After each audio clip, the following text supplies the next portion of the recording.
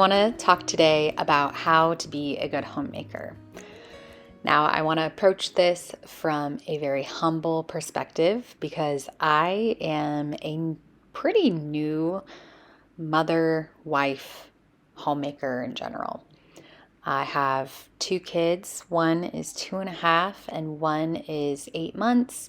Actually, one is almost 3 and one is 8 months. And then I have been married for just over 3 years. So these are just the tips that I have learned from along the way over the last few years of being a wife and mother.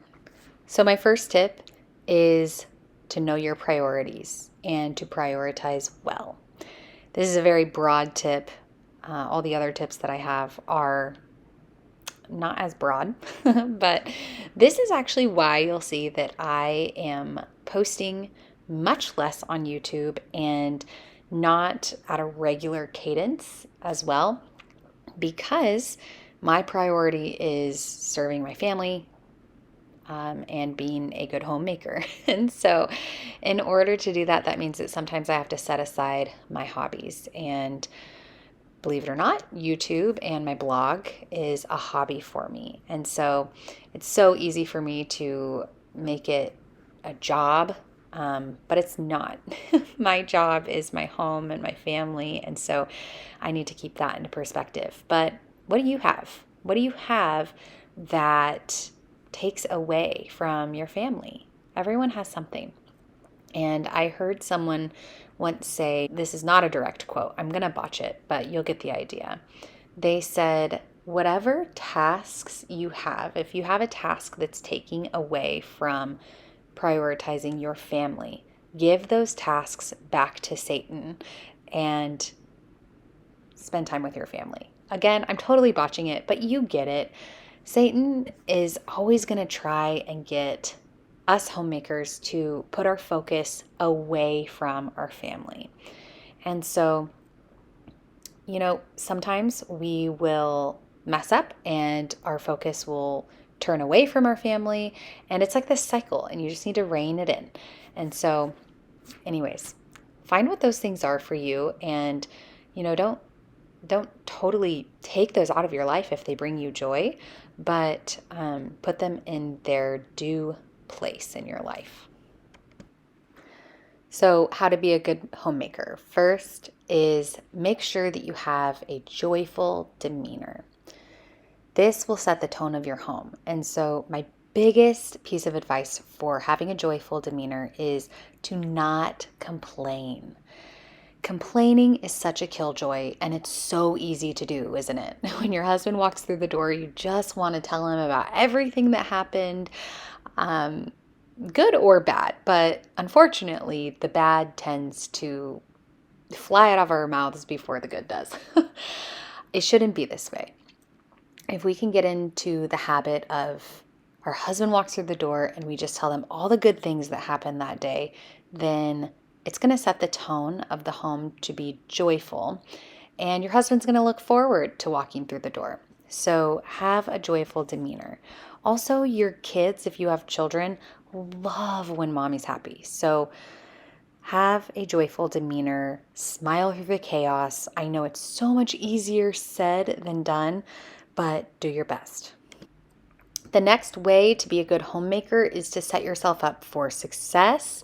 This can look different for different people. For me, I like planning ahead with meal planning, cleaning schedules, all those things. Now, this doesn't mean that you have to do everything in the home. You can plan ahead by delegating certain tasks. If you have older kids, you can delegate certain tasks to the older kids. If you have younger kids, you can give them age-appropriate tasks. So you don't have to do it all to get it all done. But planning ahead is a necessity. So this may look different for everyone. Maybe you are like me and you're a big planner and you like cleaning schedules and meal plans. And if you are, then I have a whole playlist called my Homemaking Schedules series here on YouTube. So you can go check that out. I'll link it down below. But maybe you're more of a fly by the seat of your pants type of person. you're still going to need to have some aspect of planning ahead if you want to get things done throughout the day.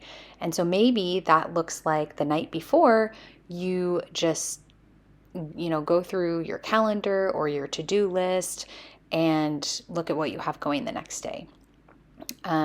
So just having some component of planning ahead to set yourself up for success. So here are my tips on how to be a good homemaker in the kitchen specifically. Again, plan ahead. So whatever that looks like for you, even if you are not a meal planner, I know it's really trendy right now to not be a meal planner, and that's totally fine. That is not the way my brain works. I love knowing exactly what I'm going to be making well in advance. But if that's not you, there is still a component of planning ahead when you're making your meals at home. You need to cook your meat. And if you're preparing grains properly, you need to be soaking your grains for hours at a time. Even if you make very simple meals, that's totally fine, but there is a component of planning ahead. You have to procure the supplies, by grocery shopping and making sure you have the right equipment and things like that. So plan ahead, whatever that looks like for you. Noticing a trend here? Homemaking is a job in project management. You have many projects that you're managing.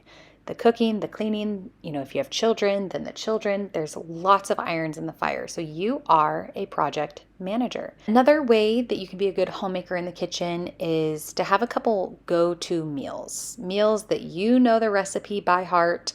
You probably already have all the ingredients on hand. In fact, you should have all the ingredients on hand for these recipes, because that is an easy way to make sure that you always have a homemade meal on the table, even if it is so simple. If it's a crazy day, no worries. You have all the ingredients you need and you know it by heart, so you don't have to pull out a recipe. Another thing is try new things and practice those things. So maybe you want to learn how to make a new dessert, or you want to learn sourdough, or a new way to prepare a certain type of meat, or even a new kitchen appliance. Just try new things and then figure out what your family likes and what they don't, and do your best to cater to that. Another way to be a good homemaker in the kitchen is to build up your pantry essentials. So I alluded to this earlier, but always having easy meals in your pantry is a great way to ensure that you always have a nourishing home-cooked meal on the table. So build up that pantry with really good quality ingredients, and ingredients that you can use to pull together into a meal. And then learn how to cook with those ingredients. So learn how to combine ingredients together to make meals. And this just comes with practice.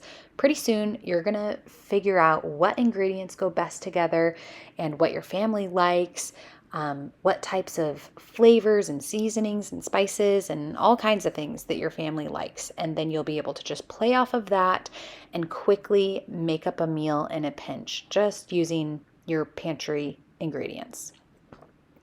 Now, if you're like me and you are a meal planner, I meal plan in a little bit of a different way. I plan for 6 months at a time.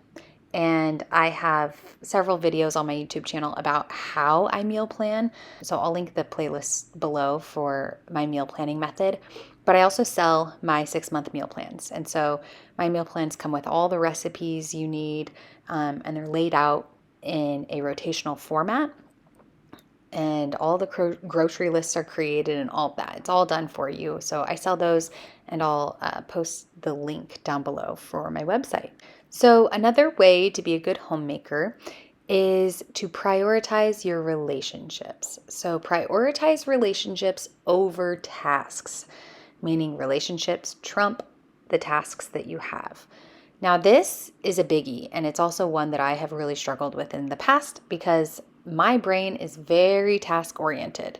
I feel so successful when I'm able to check things off of a list.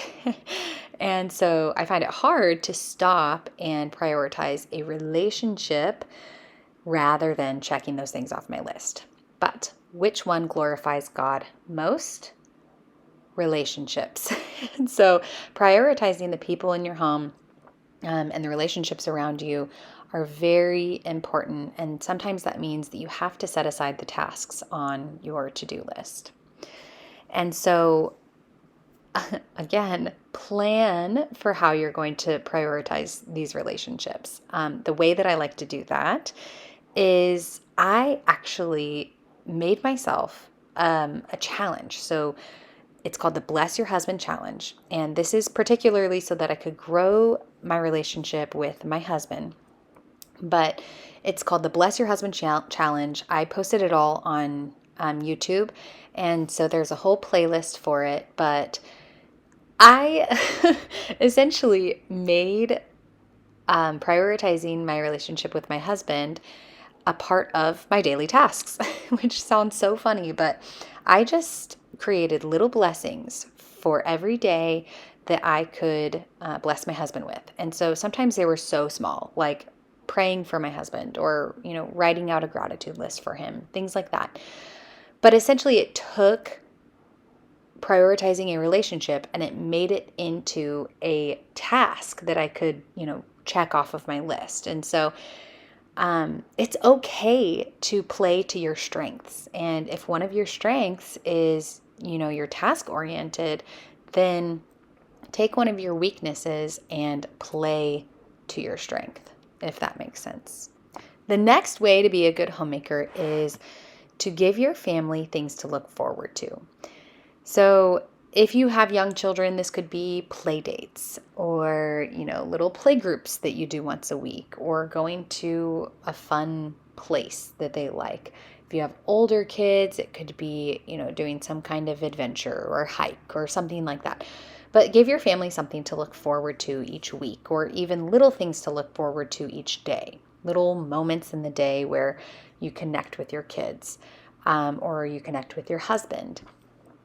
So, for example, my husband and I, every morning we sit together on the couch, drink our coffee, and we discuss whatever it is our little heart's desire that day. Sometimes we will watch a YouTube video that we saw earlier in the week, or we'll read the Bible, or there's all kinds of things that you could do. But that's our time to connect, and we really look forward to it every morning. So the last way to be a good homemaker that I wrote down was to build your home economy. So this is the idea of being a good steward of your money and building your own home economy. It's a really profound idea, and I can't remember who she got it from, but I got the idea from the homemaker Kelly, and her YouTube channel is called Home with Kelly. And she has a whole playlist on building your home economy. And she has great tips on building your budget. She has worksheets. And she basically just talks about the value of being a homemaker and how that adds to your home. And so her playlist shows how to clean and preserve and cook, all keeping in mind the longevity of your dollar. So I'll link her channel below, but I highly recommend checking that out.